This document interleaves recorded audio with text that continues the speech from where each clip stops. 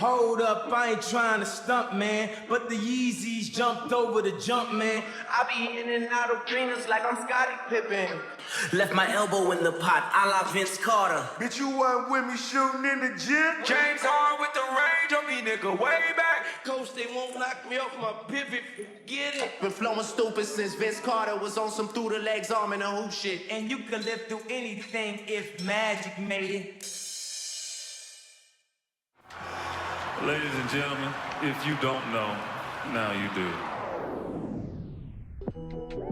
Yes, sir. We are back. Round of applause for yourselves. This is your guy, Marcellus Ease. We got a few things on the docket for today. Petty Pat Bev is letting us know some of the inner dynamics that played out with Darvin Ham as he approached him and apologized for things that took place on the Lakers. And as the NBA finalized their television deal, the details of it is breaking out as the WNBA only got $2 billion for 11 years out of the 76, and a few former players as well as Hall of Famers had a lot to say about it. We'll go over on how much leverage the WNBA really had coming into negotiations. And also we'll head down to the Alamo and take a look at what's going on with the San Antonio Spurs as Wemby not only issued a warning to the rest of the league, but are the Spurs willing to tank for another season again and put themselves in the Cooper flag pool? With the new CBA kicking in, it's creating a new middle class of productive players with no trade value. We'll hear directly from one of the NBA current GMs on some of the conundrums and after effects that this will create in free agency. And we'll get to one of my favorite bags, and You Cannot Compare Eras Volume 2, starring Anthony Edwards, Magic Johnson, Isiah Thomas, and Kevin Garnett.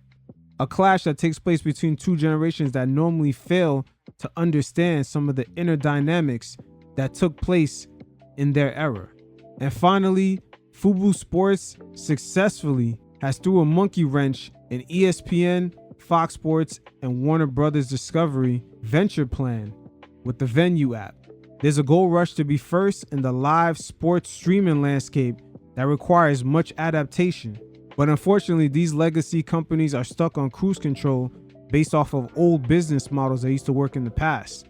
But we'll take a look at some of the inner dynamics that are at play. So Pat Bev had did a sit down where he alluded to certain NBA superstars being scared of real head coaches. Guys who have a lot of experience like Pat Riley, Greg Popovich, those type of elite head coaches that will have more say-so than an NBA superstar, even through the player empowerment era. But right here, he's going to talk about his run-in with Darvin Ham. And we all know when he refers to NBA superstars, which one he's alluding to without saying no names, aka Mr. King James. If we look throughout his career, the only time he had a real head coach was down in Miami with Eric Spoelstra, backed up by Pat Riley. In his early arrival at South Beach, there was a few dust-ups, as even on national television, LeBron was seen bumping into Eric Spoelstra and it almost looked like it was on purpose. But fast forward today, we've heard stories from Pat as well as Eric that the chain of command was established with LeBron James through Pat Riley, that Eric Spoelstra was in charge. But other than that stint in Miami, LeBron James has had a higher power dynamic going on with head coaches ever since, and that in a way has stunted the number of championships he's able to win. But you guys check out what Pat Bev had to say, and every once in a while, I'll check in. There's some players, I ain't gonna lie. There's some players, it's a lot of players scared of head coaches. Yeah. A lot of superstars. Scared how? Some motherfuckers don't want to be coached wrong. Yeah. You understand, when you a coach, right?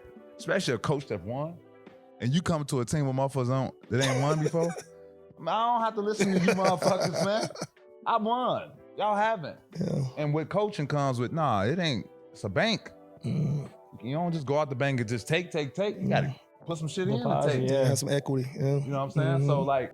And when LeBron went to Miami, they had all the equity. That's why he was down there. He ran into a wall, couldn't get past the Boston Celtics, and he had to learn. His stint in South Beach was sort of his college years.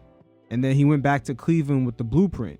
But make no mistake about it, that is the only time in his career where the pecking order was established by Pat Riley through Eric Spoelstra. Yeah, you be wondering like, man, why this coach didn't come here? Yeah, that superstar scared of that motherfucker. I don't want him to coach me. Or a lot of people say, oh man, I want him to coach me, get him. Like, I don't like playing for him. For real. Yeah. The real deal. But it's hard for young coaches, right? Yeah. Right, you get a head coaching job, you ain't never coached before. Yeah. You got these star-studded motherfuckers on your team. You want to listen to them. Mm-hmm. Sometimes motherfucking players be saying shit for the players. No question. Okay, coach, we should do that. Not because it's best for the team, because it's best for me. Does that not sound like Billy Donovan and OKC? That's the reason why Kevin Durant had a lot of issues and he left OKC. They let Westbrook do whatever he want, especially after Kevin Durant left. I mean, Westbrook was just doing him. Or you end up losing one of your NBA superstars. Once again, the way Kevin Durant left Oklahoma City, that was his exact issue.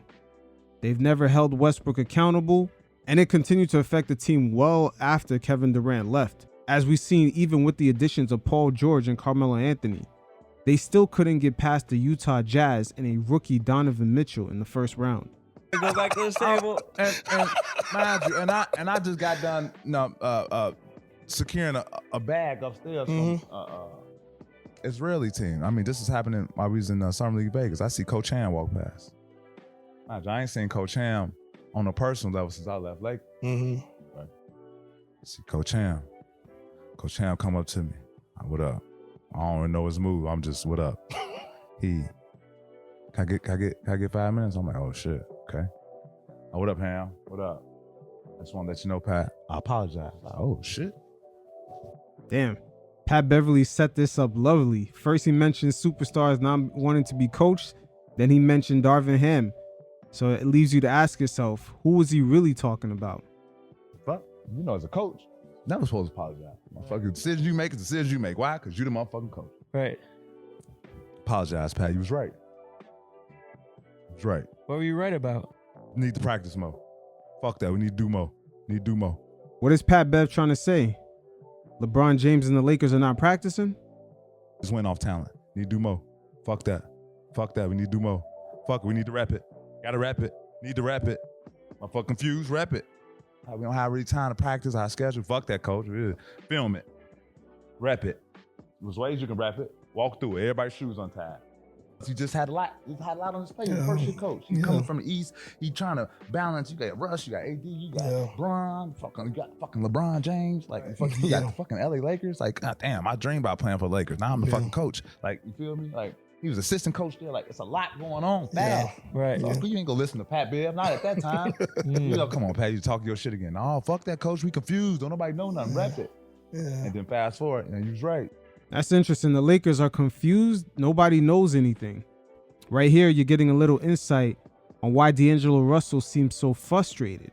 If you don't rap it, your ass will be out. Mm-hmm. And sure enough, Feel me? Mm-hmm. So 2 years. But for me, because I want to be a coach, and I understand it's hard to apologize. As a coach, motherfucker, I ran the play at the end of the game. I'm not apologizing. That's the play I thought I ran. Fuck it, we were wrong. On to the next one. That's the coaching mentality you're supposed to have. So for him to even say that, and him to even say that, it was like, damn. And then he hit me at the end, was like, yeah, man, you got Russ' number? I want to reach out to him too. I'm like, damn. Yeah. Really? Gangster. So shout out to Coach Ham. Now, right there, you're getting some other insight into the Russell Westbrook dynamic. Why is he so anxious to apologize to Russell Westbrook? You see, this is one of the reasons why the Lakers are struggling to get free agents. This is a guy who has a lot of respect among players throughout the league. And for everyone to see him get dogged out like that in LA without half his achievements, a lot of potential NBA free agents are having second thoughts when it comes to the Lakers.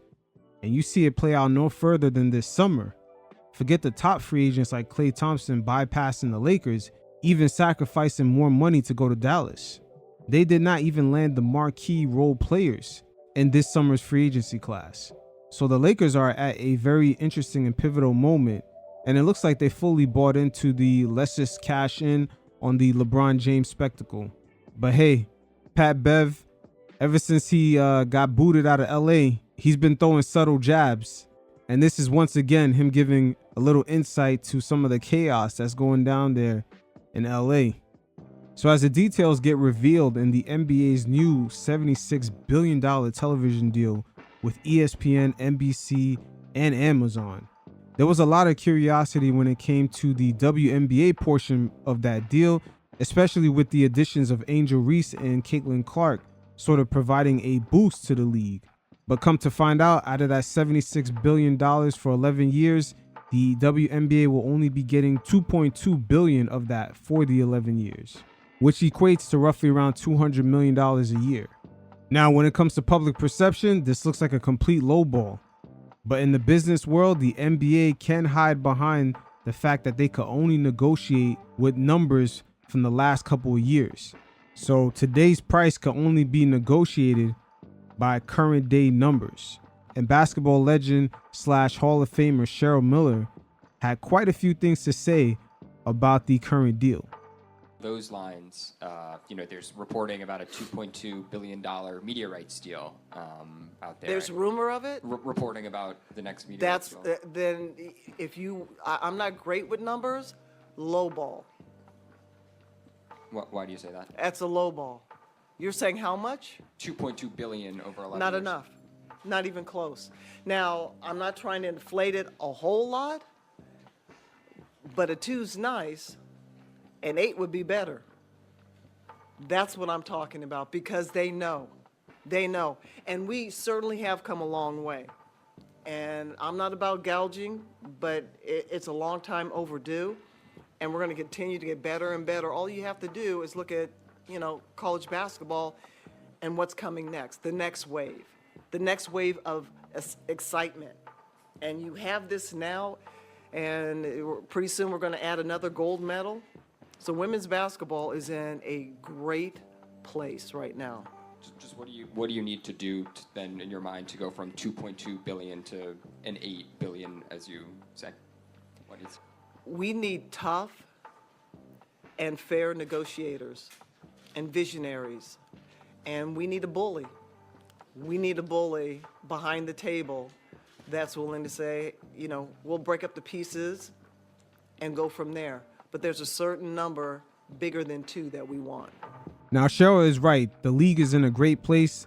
There's an influx of brand new talent coming in, as well as current players.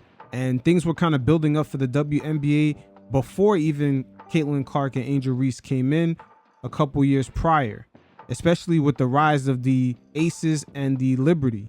But again, when it comes to streaming, the platform itself, it may be inventory based. They're going to need a lot of games to be played. The WNBA right now is only at 40, opposed to the NBA being 82 games. And also at the same time, the negotiations, the bull that Cheryl Miller was referring to, could only negotiate with current day numbers. But to get great insight on this, we're going to hear from former ESPN president John Skipper and former Florida Marlins president David Sampson, and also Pablo Torre on some of the inner nuances when it comes to this deal, as it includes a clause, an early opt-out clause by the WNBA. So there's potential for them to make more money, but there is a stipulation with that clause. Once again, we'll get great insight on this. You guys check it out, and every once in a while, I'll check in.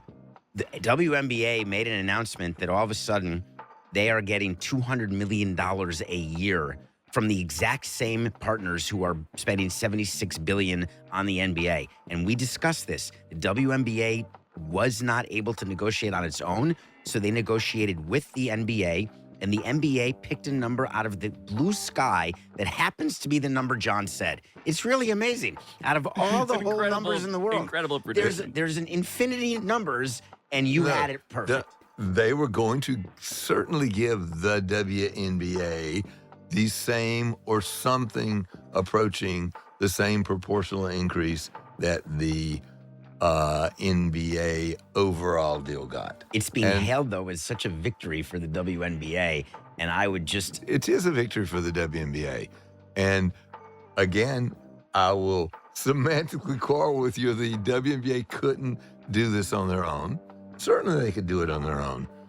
They, with the NBA, decided that they had a likelihood of getting more money this way. And they did. And once again, I would tell you, it's a great investment. By who? By the networks? It's a great investment by the networks. It's a great investment by the NBA for the popularity of basketball. Well, you say the investment. What's the downside? In order for an investment, there has to be downside risk. What's the downside risk? Would Amazon have been able to bid 1.8 minus what their percentage of the 200 million is? So let's pretend that they are at 70 out of the 200 just for fun. Would they have done 1.8 minus 70 if they didn't get the WNBA games? Is that what you're presenting to me? No, that's not what I'm presenting to you. I'm presenting to you that money going to the WNBA will create more value in basketball and basketball franchises and basketball popularity than taking that still fairly small amount of money and giving more of it to the 30 NBA owners. That money will be better spent here if you're looking at the sport of basketball. Look at the proportionality. It's what do we say? $200 million. Yeah, let's do It's $2.2 billion out of 76. 1 out of 38. It's somewhere between 2 and 3%. But that's the point. It wasn't enough to talk about, but we're celebrating as though it's the biggest victory. Well, people who aren't familiar with the previous predictions and the state of play. So before, David, it was what? What was the WNBA getting in the previous deal? $40 million from the exact partners who had the rights to the NBA. And that's $40 million for only 40 games a year. And that in itself was also tagged along with the NBA deals, negotiated all in one package. And this was also during a phase where the WNBA was transitioning from teams playing in arenas to teams playing in smaller gyms. So things were kind of in flux.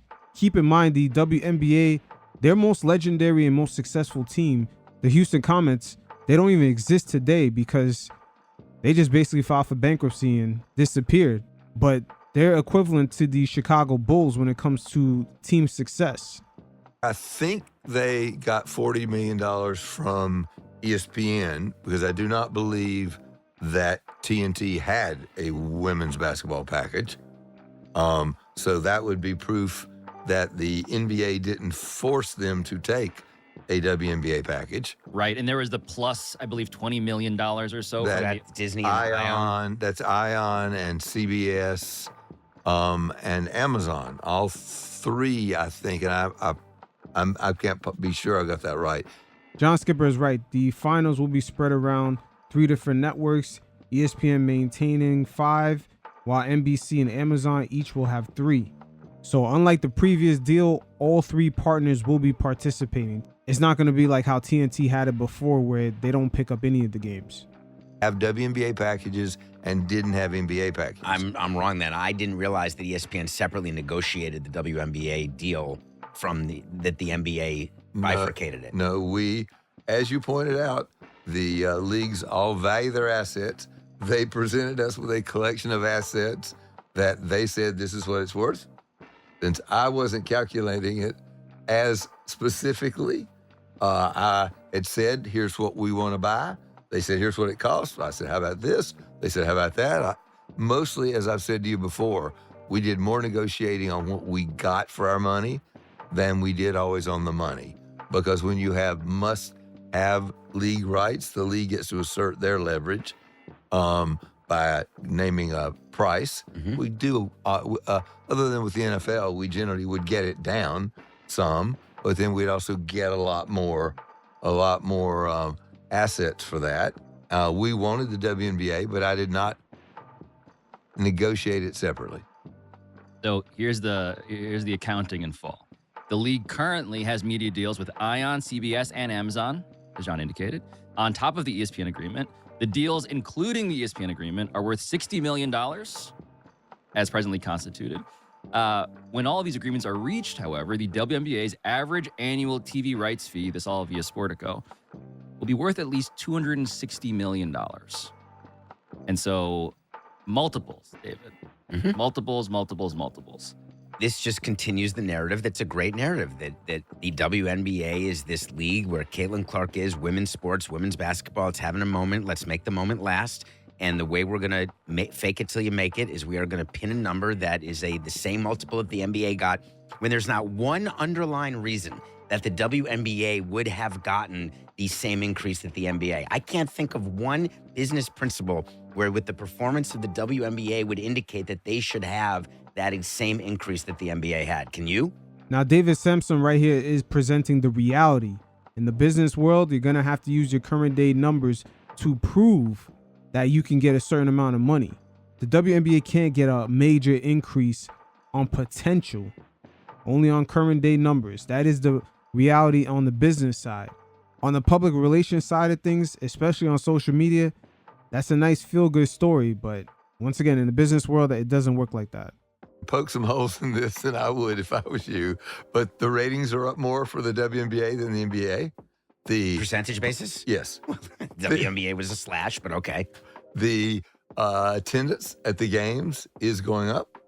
Total number of games, total number of people is a fraction of what the NBA gets. Facts. And also the WNBA, even with this boost, they're still projected to lose millions by the end of the year. So the league overall is still running in the red. And I'm not trying to be against the WNBA. Please don't paint me in a misogynistic light.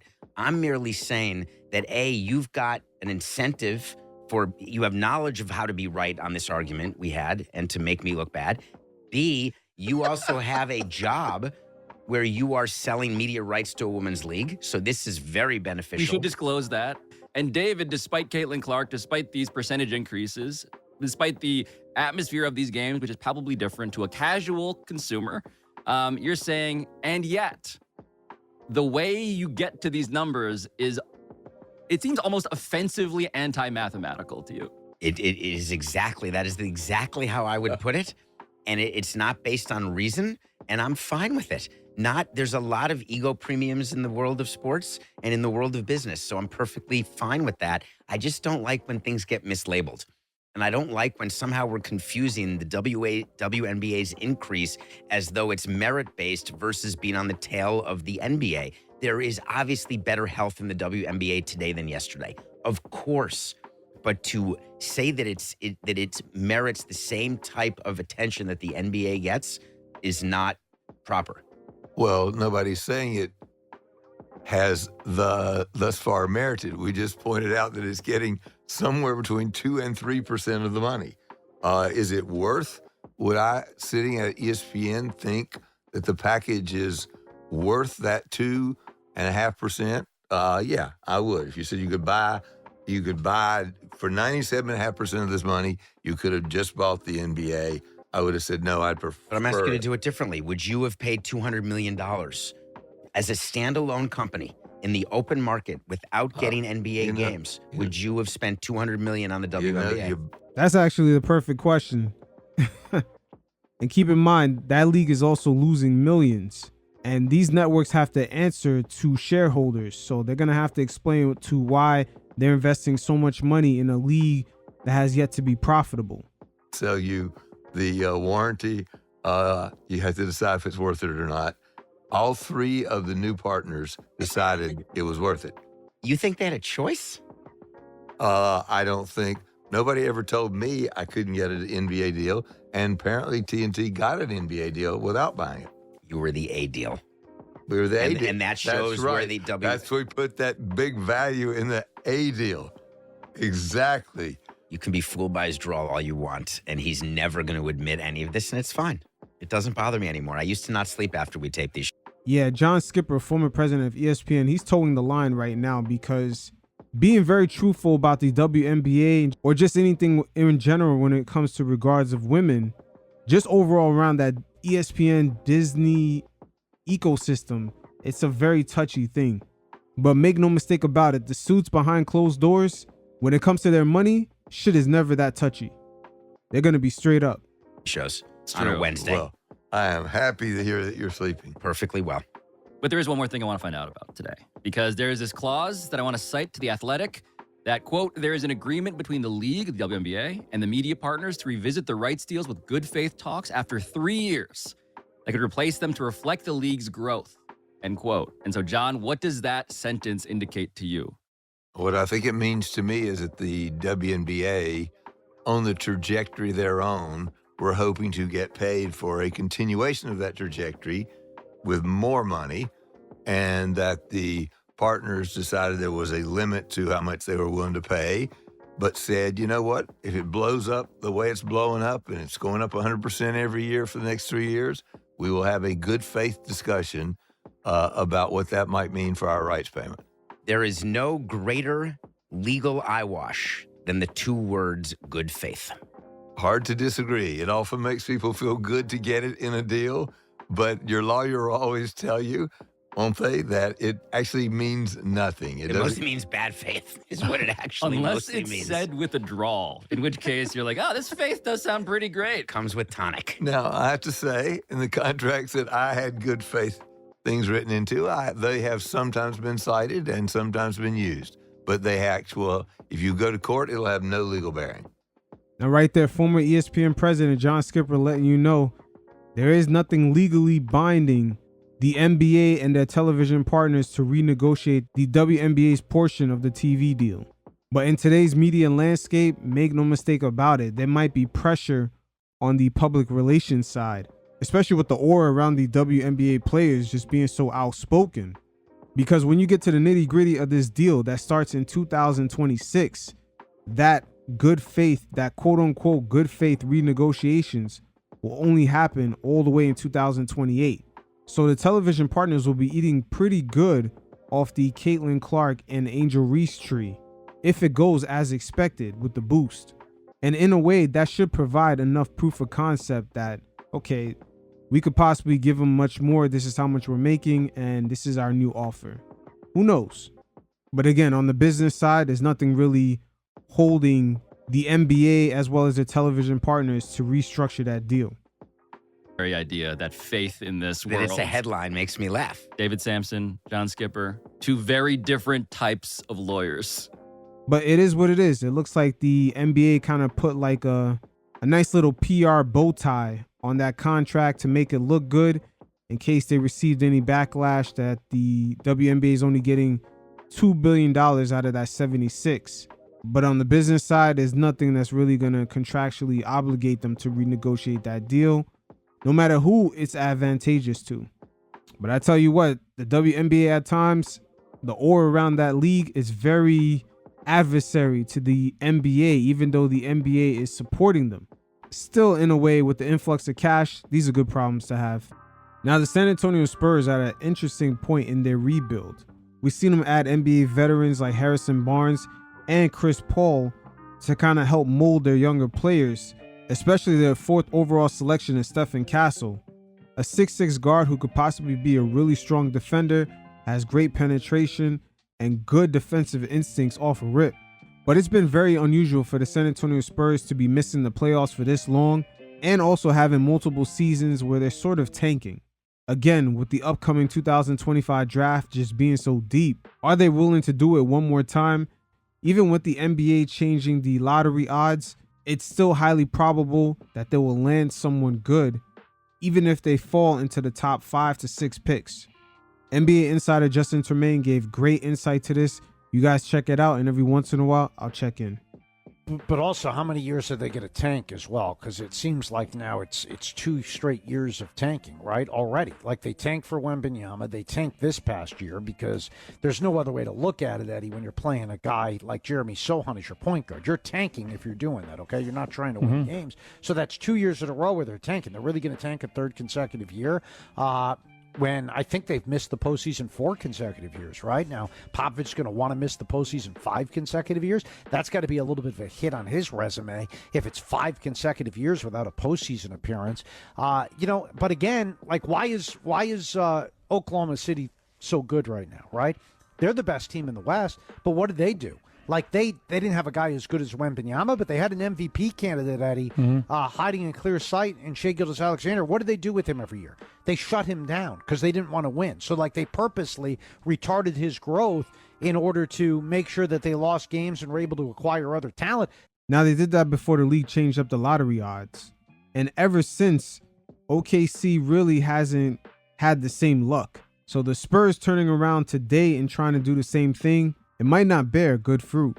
That's why they're so good, and I guess that's the difficult spot that San Antonio is in, is if they allow Wembanyama to play and don't sit him like Oklahoma City sat Shai Gilgeous-Alexander, they're going to win too many games now, but then they might kind of be stuck in the middle because they're not going to be able to add the draft picks that Oklahoma City was, where, all right, not only do we have Shai, now we could add a guy like Chet, now we can add, other pieces through the draft, Josh Giddey at one point, even though it didn't turn out.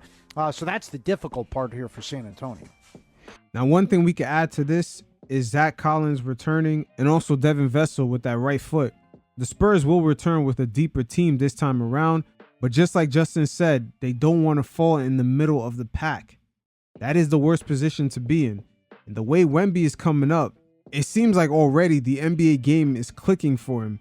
And at some point when it slows down for him, he is going to dominate. You guys check out the warning that he sent everyone in the league after losing the gold medal game in the Olympics.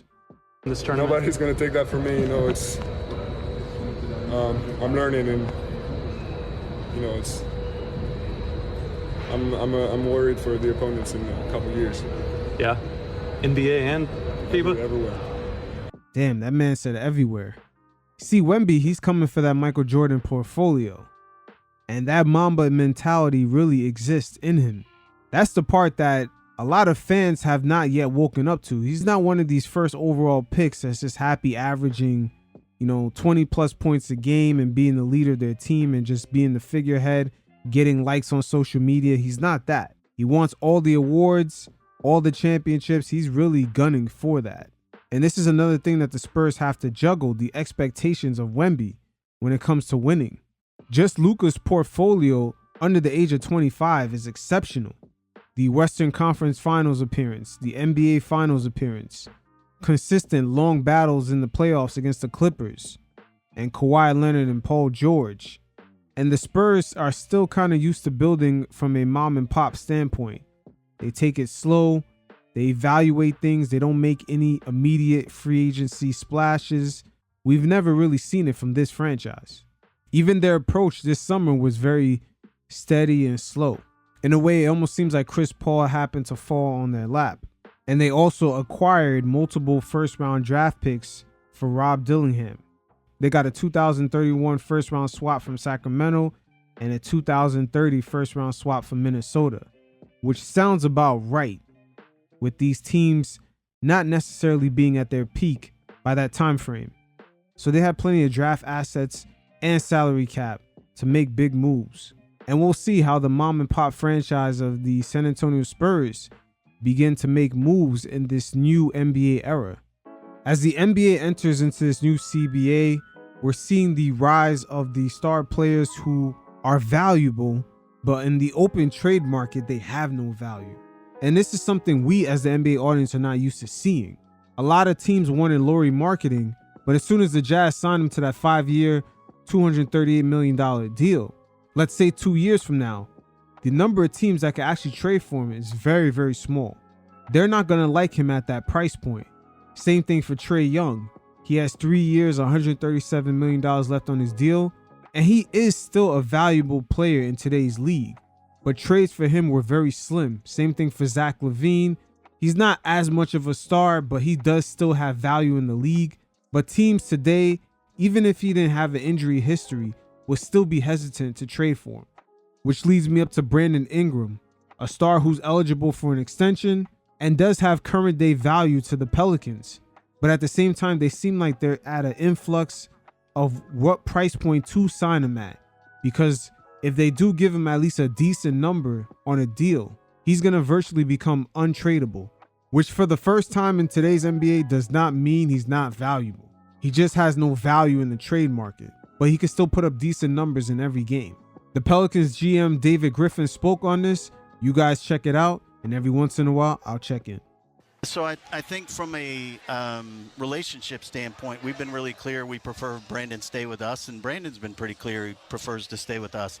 At the same time, there is a financial reality to this, and where I think we can go in terms of keeping this group together might not be as far as he and his agency would like us to be able to go. And so for now, we're going to play it out. And I think we're committed to each other. I think we're committed to seeing if this team can work in a way that makes it make sense.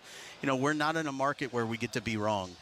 Unfortunately, right now in the NBA, a lot of markets and the person, and this person in your position has to make decisions or they don't. In some markets, you don't have to make any decisions. You get a max, and you get a max, and you get a max, and you hoard talent. We're not that market.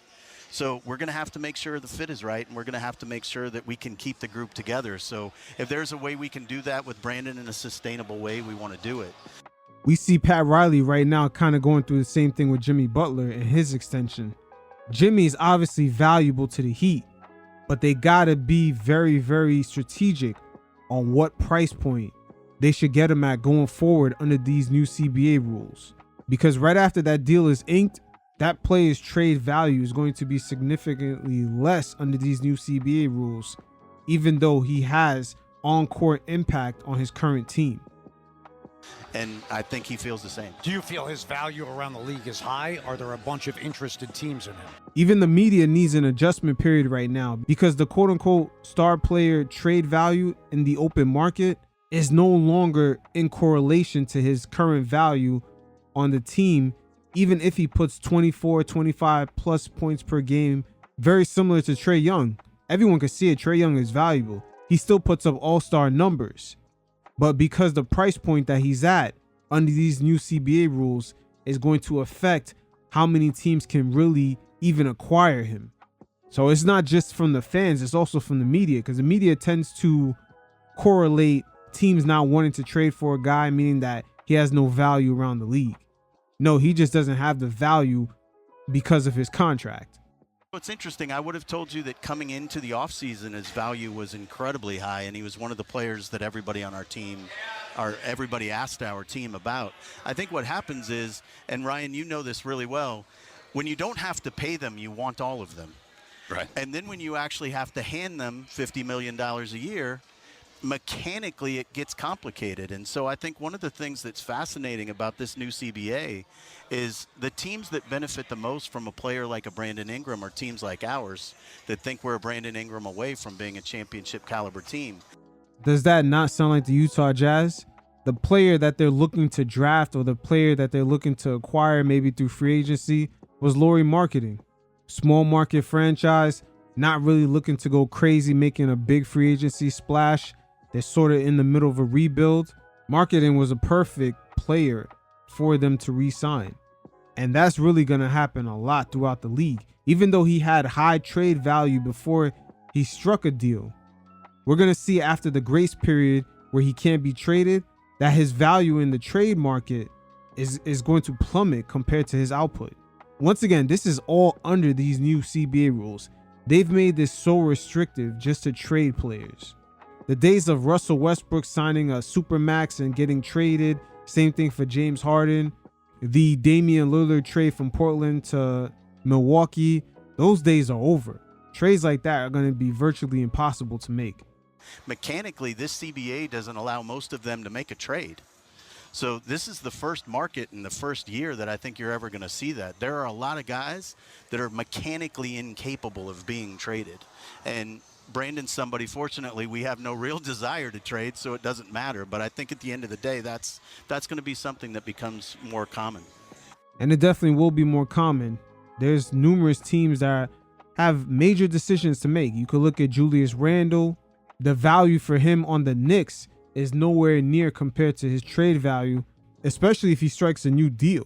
I mean, fuck it. Even the number he's currently at, other teams might not value him in the same way, even with his output, because of that contract and some of the obligations it will force that new team to be tied down to. That's what teams are looking to avoid. It's not necessarily the player's not valuable. It's everything that comes with their contract that restricts their team from even getting better in the future. So these are brand new conundrums. We'll see how these teams begin to pivot. And I'm pretty sure they're going to be great GMs are going to find loopholes to get around a lot of these situations.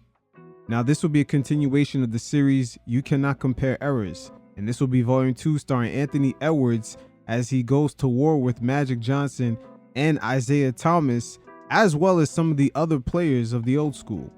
As to many things throughout life, there always seems to be a disconnect between the older generations and the newer ones.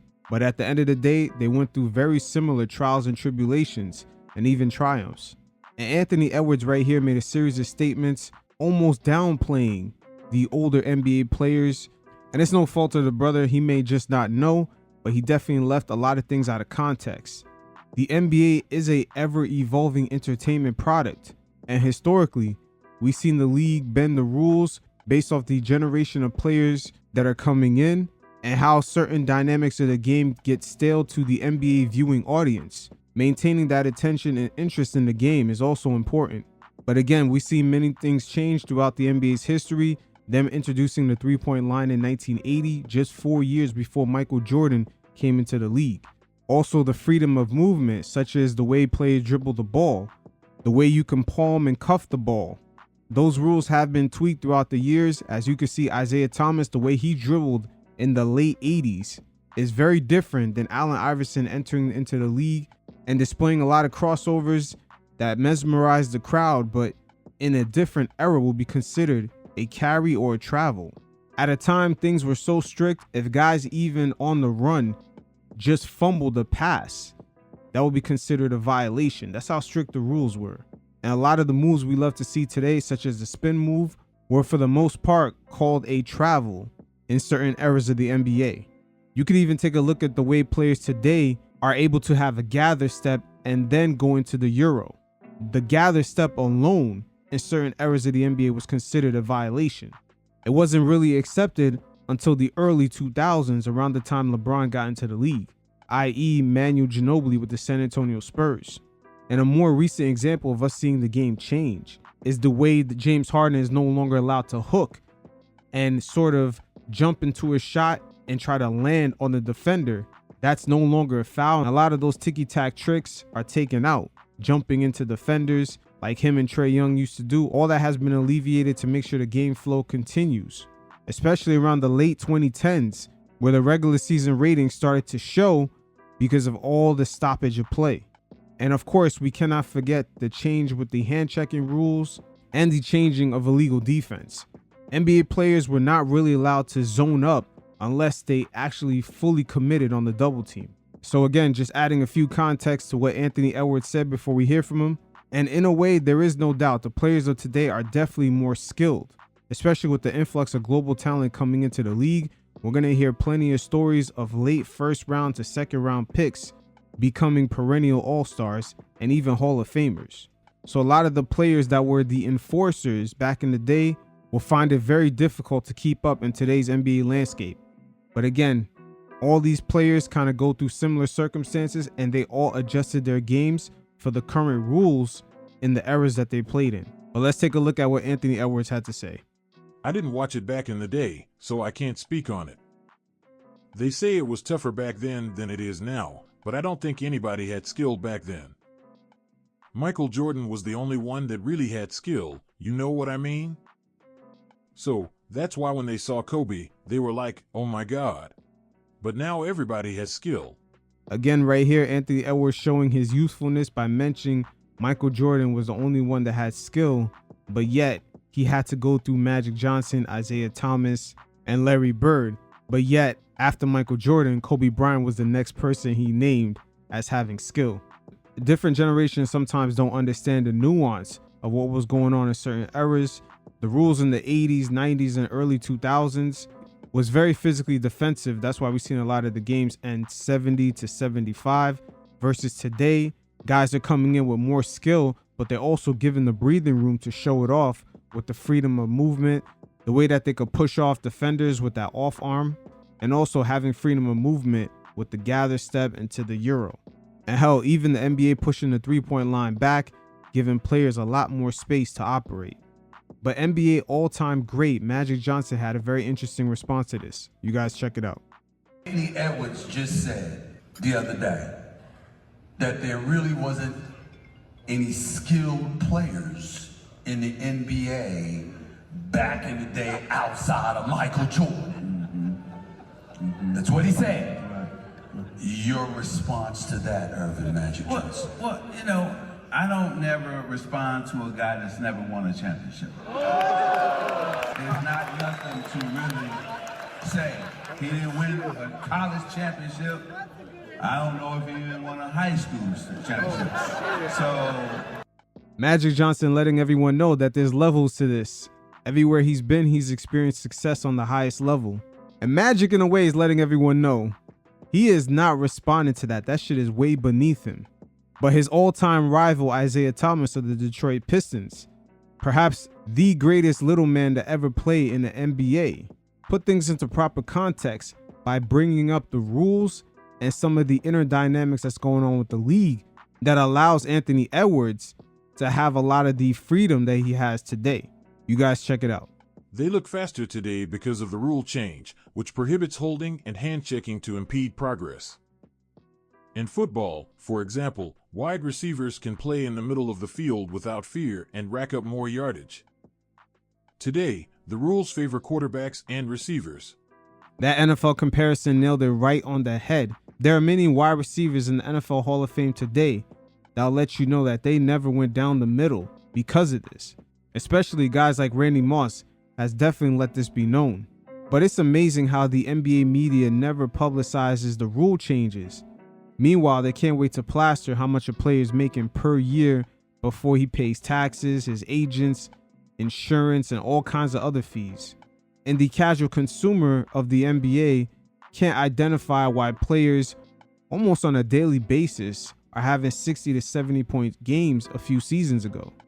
And all of a sudden this past season, especially in the spring, when the NBA had met with the referee committee, they emphasized certain rules and certain things they wanted the refs to cut down on because scoring became a bit too easy. And a perfect example of it is the way Luka dropped 73 points on the Hawks. It almost looked like it came with no effort. But one of the most frustrating responses came from the big ticket, aka Kevin Garnett, where he had a lot to say in regards to the younger players not necessarily being students of the game and understanding the history. That's really the main difference between today's players and the players like Kobe Bryant, who I believe either after his first or second championship, he recognized that he was nowhere near even close to being an all-time Laker because he understood the history of the game. He mentioned guys like Kareem and what actually made them great. So these guys were savants of certain errors that impacted the league overall. The fact that Anthony Edwards is trying to be one of the faces of the next generation, but yet does not even understand what took place in one of the most impactful eras of the NBA with Magic Johnson, Michael Jordan, and Larry Bird. It says a lot. But you guys check out what KG had to say, and every once in a while, I'll check in. If I'm being honest, bro, I don't think anybody in this generation could have played like 20 years ago. If I'm being 100, and this is to everybody in our league, Tatum, all y'all. Let me tell y'all something, bro. 20 years ago, bro, you couldn't get to a triple step back. Nah. You hear what I'm saying to you? You couldn't get to a triple step back. Once again, KG right there mentioning the triple step back because the gather step was not really accepted into the league until the early 2000s. That's where you see Manu Ginobili and the Spurs, all the razzle dazzle by the Argentinian. So the league sort of accepted that move going into the early 2000s. And then if you shot that it had to go in. You know why? Because we had efficiency back in the day, my dude, and it was so it was too physical. And guess what? The league had to come off of it for the flow of movement to be able to have scoring go up, which is why we like to sit here and watch kind of the rat race of the high-paced game, right? And that's also because Michael Jordan had recently left the league and the ratings were so abysmal. The NBA was not only struggling with getting those ratings up, and you've seen the league kind of struggle with what I like to call the Michael Jordan after effects, where the next generation that came in were sort of imitating him and trying to do their best with the volume shooting. And for the most part, the average field goal percentage was about 40%. So that style of play wasn't really a great product to put on television. But bro, let's not talk about the game and let's not talk about the physicality of the game back then. Real I only think half these kids in the league could have been on an NBA team 20 years ago. Straight up. The locker room was too grown. Now that right there speaks to another dynamic that started happening when LeBron James and Carmelo Anthony came into the league, where you started to see franchises off rip before these guys even suited up for their first official game, giving them the keys to the franchise. Just looking at the players that came a few years before those guys, like Allen Iverson, Kobe Bryant, Steve Nash, they had to earn and fight in order to gain that status, especially Kobe Bryant. Just seeing the way it was almost a trickle-down effect of just seeing LeBron James at 18 come into the league and just automatically put as the vocal leader in a league where, for the most part, those locker rooms were grown. And fast forward to today, you see guys coming into the league 18, 19 and off rip before they even did anything. They're given the keys to the franchise. There was a lot of pushback during that transition. And a perfect example of that is the way Carmelo Anthony clashed with his head coach, George Karl. You know what I watched too? You know what I watched? Grown. It was two of them. It was too much of a fraternity. You know what I'm saying? Like, yeah, man. Just like a handshake. No, bro. It was a different vibration. It was definitely a different vibration. Even the way Anthony Edwards came into the Minnesota Timberwolves being drafted. Off rip, they kind of anointed him the leader. Had it been 20 to 15 years prior, a person on the level of Karl Anthony Towns would not have surrendered those keys as easily. Edwards would have to fight for that in practice, and the alpha male energy was almost through the roof. The money wasn't as large. Guys had to fight for their contracts. So another high-level draft pick coming into the same team, it was competition, man. It was competition for those dollars. David Stern did a great job of taking all of the physicality out of the game. You understand? Freedom of movement means freedom of movement. Man, back in the day when you had to get by Paul, because Paul was squared up with you and ready to slide, and then he could body you, he could poke, he could use his hands, but I can use my hands. I can fight through a screen. Bro, the in the Olympics was similar style play when the guard can ride you damn near over the pick. Yeah. And if you don't know how to get out of that, and the Holiday, when he come out and he get over, he there. And the Olympics is a prime example of where we see guys like Joel Embiid struggle. All the acting job that he does on these fouls, he was not getting it. There was a struggle there. And at times, Team USA throughout this tournament, the offense became stagnant, and Stephen Curry had to come out of nowhere and bail them out of it. So a lot of the players did have to adjust to the physicality because the game over there is a bit more original to the true nature of basketball and the way it was designed. But that true original form of basketball is not quite as entertaining as the way Adam Silver and David Stern currently design today's NBA. If that was the case, millions of dollars will be pouring into these Euro leagues and ratings will be through the roof. Right. So if you go to cross him, bro, you don't even, that's what I'm saying, bro. Man, the levels in which you had to be not only strong enough, but skilled enough to get by this. And the strength and conditioning was no joke. Michael Jordan, after losing the series against the Detroit Pistons, just before he got over the hump to get to the finals the following season, that offseason he put on about 5 to 10 pounds of muscle. He had to regroup and actually rebuild his body in order to get past the Detroit Pistons. A player like Luka, who doesn't really take his strength and conditioning as serious, would never have gotten past the Pistons back then. But again, you can't really compare eras because if you took that Pistons team and placed them in today's league, a lot of those guys with the spacing and the pace of play and just the overall skill set would be phased out. They ain't never seen a 6'7" Rodman guard you. Bro, I see you. And you know, you're in the scout report. We know you go left. We know you can finish right, but you go left to pull up. Bro, everybody knows, bro, in the games back then. Them Isaiah Thomas and the Dumars, man. Dumars shut Jordan down. Bro, they was coming to the lane, bro. You might get your nose broke trying to dunk. You understand? Dwayne Wade broke Cole's nose in the All-Star game. The All-Star game especially, is the way you could see the differences in the eras. The way guys just not necessarily taken as serious today, and that's because monetarily they're worth so much to their franchises, they can't risk injury in a pointless game. But if you happen to catch one of these replays of an All-Star game, let's say in 1998, these guys were trying to outdo each other. The mentality and competitiveness was on a different level.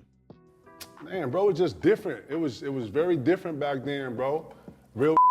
I'm talking about in the locker room. You can't be on your phone in the locker room. Can't.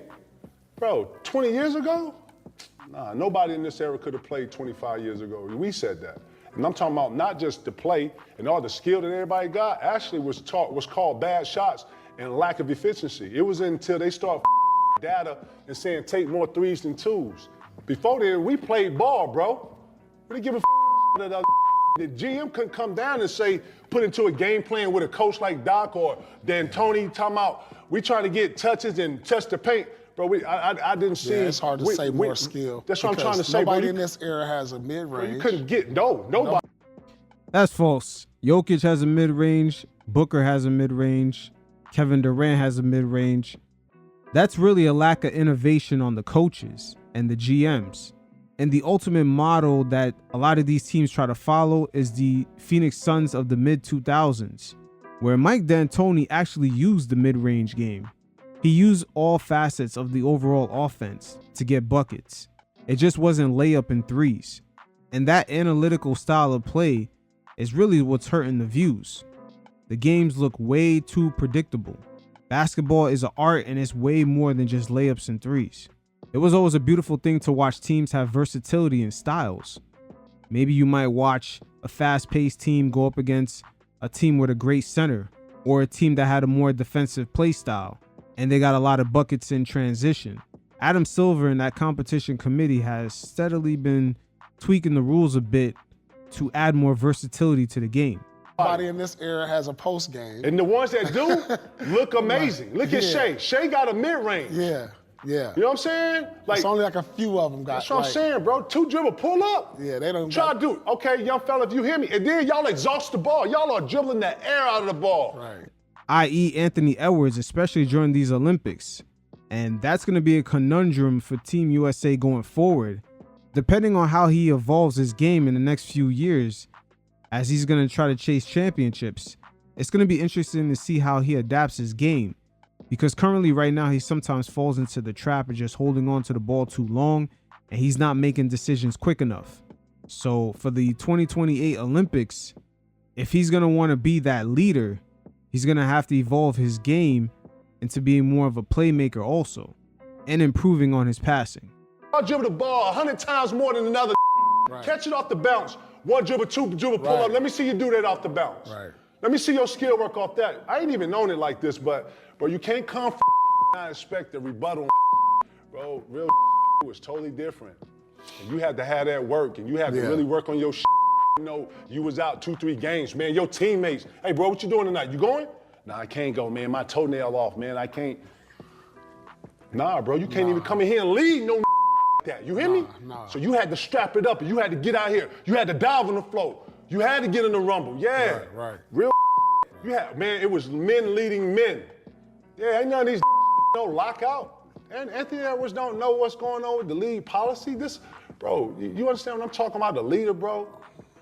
Man, I can't even have this conversation. You can't even say it if you ain't watched. It ain't the same. It ain't the same. Like, then don't you say I didn't watch. And don't say you didn't watch. Man, Jordan, the only one has skill. Yeah, I know you didn't watch the game. I know you For him didn't saying watch. that. Yeah, so, you can't say that. You know what? And then Respect say to you the don't young watch. fella, man. I don't get on here, and we don't use this platform to douse anything.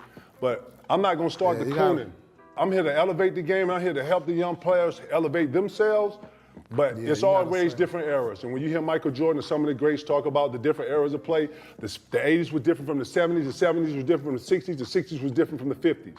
But in all of it, it had gamemanship, it had aggressiveness, and it had stuff that came with it that you didn't really hear about that you hear now. Man, half these be in the locker room. Half these no parents and one mom and all, you know what I'm saying? A lot of these mom and dad and a lot of these outside. KG means a lot of the players were not polished. You couldn't be just the nicest and most skilled player and automatically lead these guys. Sometimes you may have to ruffle a few feathers, get into a few dust-ups to let motherfuckers know, hey, I'm the leader here. Today's superstars and quote-unquote leaders of the teams have a lot of introverted players. In a way, the league is definitely getting more polished, and these guys are becoming a bit more corporatized, less personality-based. As you can see with Jason Tatum, that guy is scared to say anything to get himself canceled. He's just so robotic. I'm really from the park, man. I'm really from Basswood. I really did play at Springfield Park. You know what I'm saying? Cleveland Park, all the parks. I really was at Argyle. I really was on 16th. I really was hanging out on Ridgeway. Like, I'm saying that to say that, yeah. Like, man, it was different times. So when I hear these things, they don't add up because it was a different time in how you played, bro. You know what I'm saying? And then there was a lot of two-way players back then that was real. I'm talking about stars. I'm talking about Gary Payton, the Jason Kidds, the Michael Jordans, the Grant Hills, the McGrady's and the Cobes, you know what I'm saying? The TDs, the C. Webbs, the Rasheeds, He must have been talking about like the 60s or something. It was a norm back in those times for the best player to want to guard the other team's best player. That's where I referenced earlier in this segment to the illegal defensive rules being changed. There was no zone defense. You had to guard your man straight up. And if you were going to double, you had to double. You could not stunt and then try to get back to your original man. If you were going to double, you had to fully commit, or that was going to be a violation with free throws. So the standards for superstars definitely has changed. And today, a lot of superstars are being hidden on defense to conserve energy. And in a way, the flip side of the coin is to understand today's current players. They're dealing with a lot more skilled players with a lot more space to cover and defend. So both generations kind of got to understand where each other is coming from. And this happens in different aspects of life. You see this from entertainment to the corporate sphere to construction, engineering, the medical field. There's always a generational gap, but the generations always fail to try to understand each other and some of the dynamics with the tools that they were given at the time that they were able to operate at their best. Lord, he feeling himself, and I like that. I like that he feels good, but when you're a savant and you're talking to the league and you spitting different you gotta know what you're talking about. Right. That's facts. That is facts. And you could look back at all the previous savants, Kobe Bryant, Magic Johnson, Michael Jordan. When they spoke about the leagues in the overall historical context, you can see that they understood the eras that came before them, even eras that was before their childhood. They went back and sort of looked at some of the inner nuances that took place and how some of those players were able to elevate and innovate the game to push it forward. To be in the argument or to be in the discussion of what we're talking about. Right. But to say that they're most skilled, 20 years, you couldn't get to a triple step back. All that card and all that. And then too, if you was dribbling the air of the ball, bro, you straight up. Hey, man. Come on, man. Swing it, man. What you doing? What you doing? Five more dribbles, you out here? Hold on, I got it. Back it up. Don't miss. And then we had plays that you had to remember. And if you can't remember the plays, you couldn't be out here. It wasn't all this switching. You had actually strategy to where the strategy had to go to 2, 5, 2 and 4, y'all 3 and 4, y'all doing this. You had a list of to be responsible for. Sure that. Not some, I didn't forget. And you know what? I'm out there because he's good. Again, that's because of the illegal defense. You couldn't zone up as much. That's what KG's referring to. He was there for that transition. Nah, bro, there's a whole nother level of know what you're speaking about. But yeah, I'll root for you, young fella. Just know what you're talking about, young fella. So it is what it is. The generations sometimes always fail to try to understand each other. But at the end of the day, Anthony Edwards is going to have to be more polished when he speaks about the league historically. Because right now he sounds like a casual for a player that's potentially being set up to be the face of the next generation of top American players. Can't be sounding like a casual like that, brother. Now, in the sports media landscape, we're seeing competitors trying to jockey for position, even collaborating with each other in ESPN, Warner Brothers, and Fox Sports. They planned on launching an app this fall, right before NFL season starts up, but just a few weeks before the launch, Fubo Sports got a judge to file an injunction blocking the three mega giants from launching the app. And they had every right to do so, as their business model and their original idea is really on the line. Fubo Sports at $42 a month is offering a middle tier plan to get a particular kind of sports fan who doesn't want to overspend on sports packages. A nice little plan. But with ESPN, Warner Brothers, and Fox Sports launching their Venu app at the same price point, they're going to have a major competitive edge because they're not necessarily bundling all the garbage channels they normally did with cable. For example, ESPN bundling ABC and ESPN Classic or ESPN Sports or ESPN News. Fubo Sports is arguing in order for them to offer the same product, they had to take on additional channels that they did not want. And by the other three mega companies collaborating, they would basically control almost the whole sports market, up to 60%. All this is happening while Fubo Sports is already struggling, as their stock is almost down about 40%, even after climbing up when they won the injunction. So it's definitely the Wild West out here when it comes to live sports streaming, and the overall landscape has not really been proven to be profitable yet. That is an upcoming conundrum that's a situation on its own. But to get further insight on this, we're going to hear from the guys at Sharp Tech on some of the inner dynamics here at play. You guys check it out, and every once in a while, I'll check in. Fubo cannot stop Disney from launching an ESPN streaming service. Correct. That Disney does not have a duty to deal. What is happening here is Disney and Warner Brothers and Fox are basically colluding.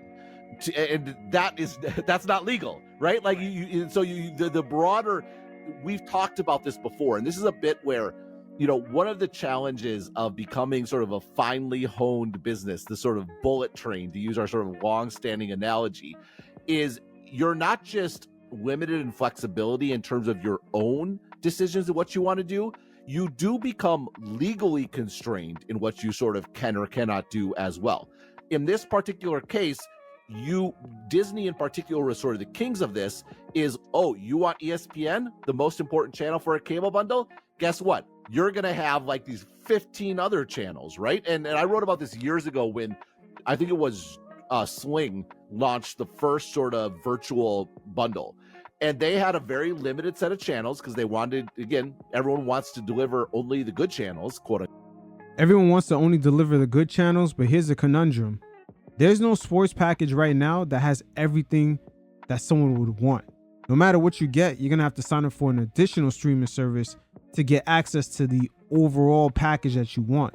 And instead of one of these streaming services trying to fix this conundrum, they sort of left the marketplace so fractured that it's actually more of a nuisance to gain access to all the sports you actually want to watch.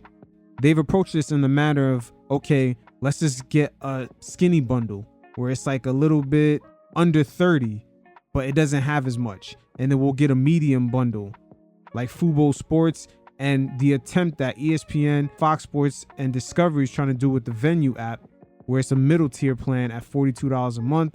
And then, of course, I believe is YouTube TV and others at the more premium price. So no matter what, the consumer is really forced to get at least two packages to satisfy, I would say, 80% of what they really want. Unquote. And so they had the big ones, and then they had like Maker TV. What is Maker TV? Well, Maker TV is downstream from a YouTube channel that Disney acquired. And it's like, why would they have that? Oh, because to get ESPN, you have to also get these 15 other channels from Disney. Again, 15 is not the exact number, but you get the sort of idea. And this is why the true cost of ESPN was never the $10 or whatever you paid for ESPN. It was the cost of all these crap channels that no one wanted that actually drove the value. And you think about it, for a long time when everyone had cable, the actual way to increase your profitability through the cable bundle, it was a fight between the distributors, like a Comcast or a Charter or whatever it might be, and the cable companies over, if the customer, like, what portion of that customer payment do we sort of get? And the way that entities like a Disney would increase their share is by bundling, is a bundle within a bundle.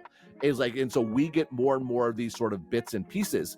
And so when Fubo comes along and like, we want to do a virtual cable bundle, but we only want to do sports, Disney's like, yeah, nope, not going to happen. If you want ESPN, you're getting every single. That's right. All the ESPN Classic. You can and they all did this, right? The thing with the cable bundle is it actually wasn't like 75 independent companies. It was like 5 companies that were like, right. And so they were, that's how they would sort of maximize. This is a new market. So these tactics are more transparent in this new pay TV streaming market. And exactly. That type of bundling worked under the old system of broadcasting cable. But under streaming, it's so obvious what you're paying for. A lot of the customers, they might end up rejecting the product, and they're not under a contract where they're forced to having to subscribe to these type of services. That in a way is almost a brilliant part of streaming versus cable television.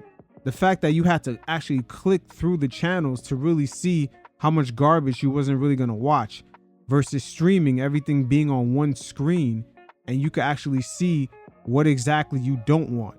It was better hidden under cable. But these companies at some point are going to have to adapt, because no one really today is going to pay for MTV2, ESPN2, ESPN Classic, Fox Sports 2, TBS, USA Network. No one's going to pay for those things. Under the new direct-to-consumer model, that's not going to work.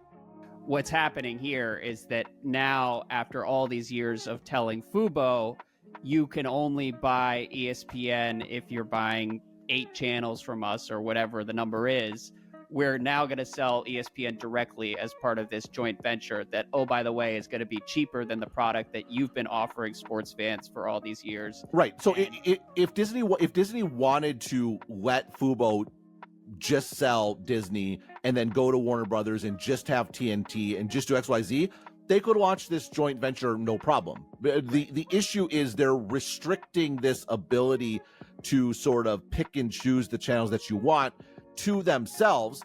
And again, you can do that if it's just your thing. You can't collude with other people to sort of do it. And that's because collectively they control, I think the holding said 60% of sports rights in the United States. So that's real market power. Right. And so the issue is the collusion. That's why it's not a duty to deal sort of issue. And ESPN has an out on that because they're launching their own app in the fall of 2025, right before the NFL season.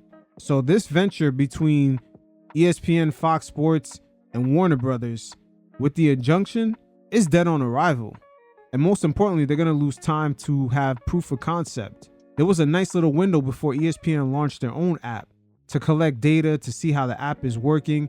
Maybe ESPN have certain features that don't step on the toes of the Venu Sports app. And the same thing for Fox Sports and Warner Brothers on their side. But now they're losing ground on working through the kinks. So then it'll become, is it worth it to go through litigation over this for about a year? It's almost a waste of resources at this point, especially after the fact that they missed launching during the NFL window. The football season is prime time to launch these apps, and that's where they're going to see their spike in subscriptions. Now, the defendants are playing the duty to deal card. They're saying we don't have to sell to Fubo. And basically, the again, this is a preliminary holding. It'd have to go through a case, but I think it's a reasonable injunction in that they're probably going to win because this is exactly what the Clayton Act sort of is about. You can't, you don't get to collude to sort of create this sort of entity. And so, yeah, if Disney wants to sell ESPN on its own, it can do that. It doesn't have a duty to deal ESPN to another entity.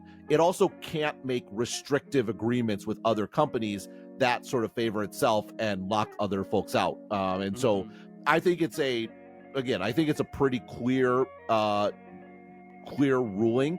It makes sense to me, and it seems like the right case. There is a sort of broad-based sense, which is like all these companies are sort of in trouble, and because the cable bundle is sort of falling. And that gets to my bullet train bit, right?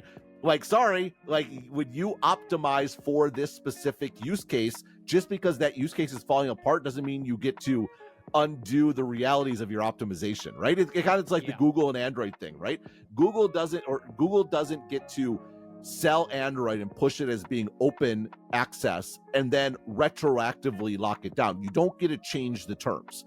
And that's why, you watched that case. I know you said sort of last week, that's why they're going to get hammered on it, because they tried to change the terms. And this is a price of sort of optimizing your business, as it were. Like, okay, fine, you can do that, but then you're locked into it. The reason they wouldn't want to just sell ESPN as a standalone product, if only to put this particular joint venture on more solid ground in an antitrust context, the reason they wouldn't do that for Fubo is because they don't want to upset their relationships with the actual cable providers. Is that right?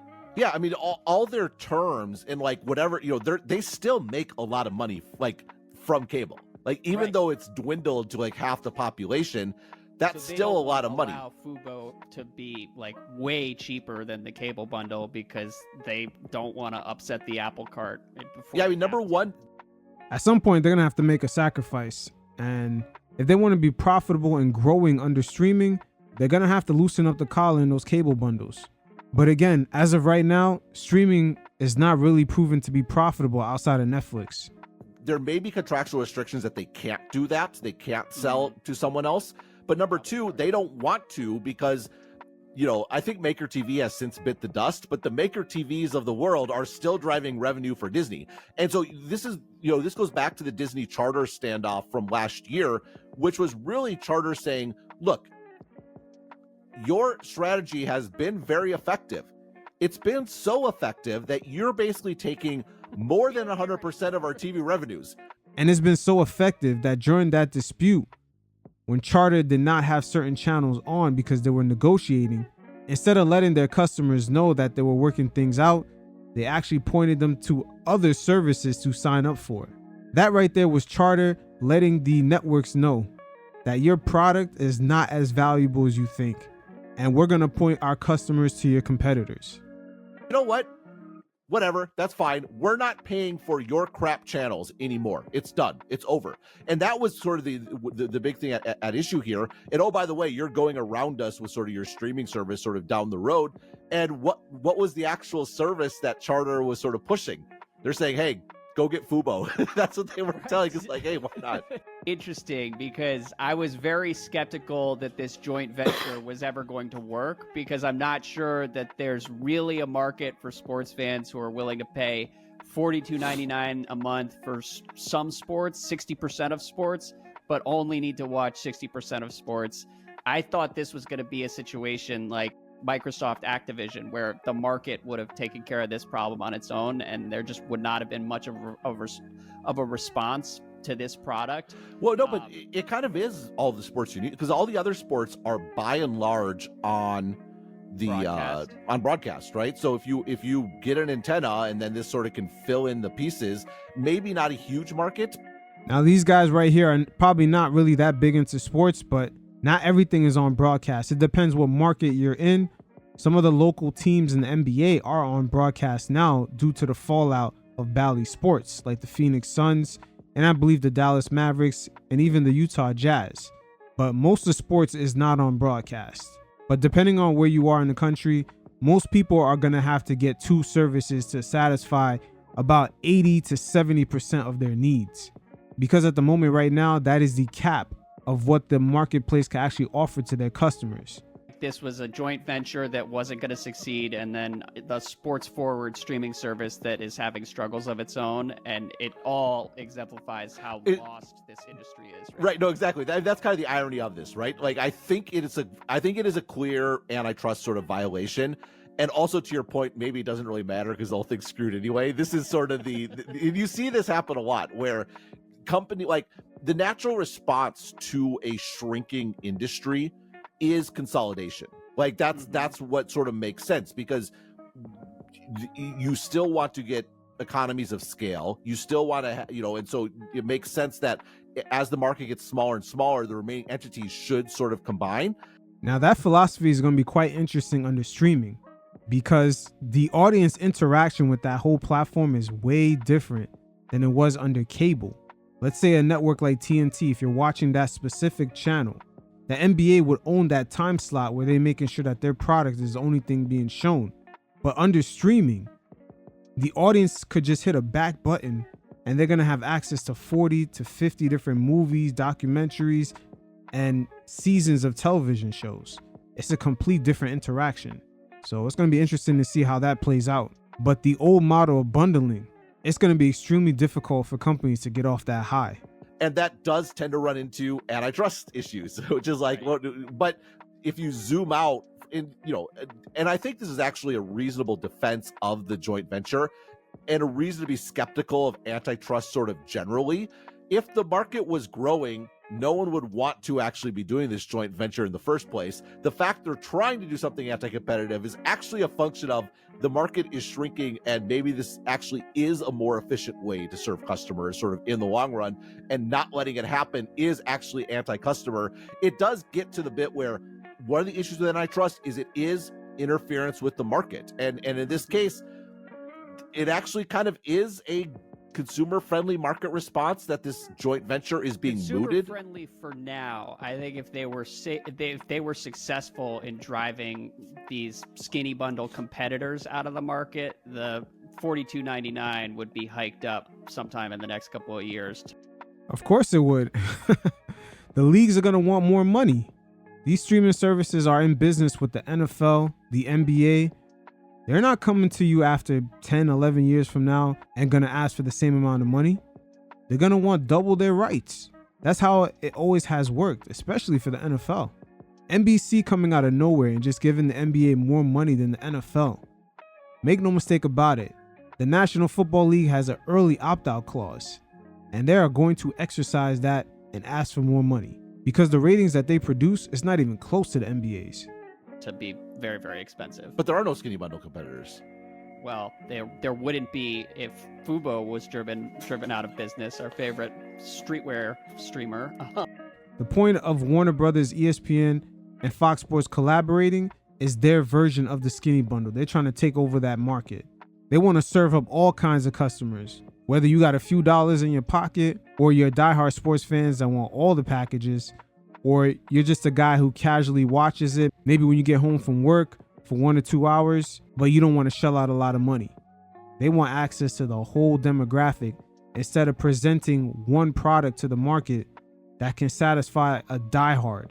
To think about it in a way, the diehard fan is really the one that's losing out on all this, unless they're willing to shell out a ton of money for 3 different services. So it is what it is. You guys definitely hit up the mailbag if you have any questions. And until next time, you fellas stay safe. Peace.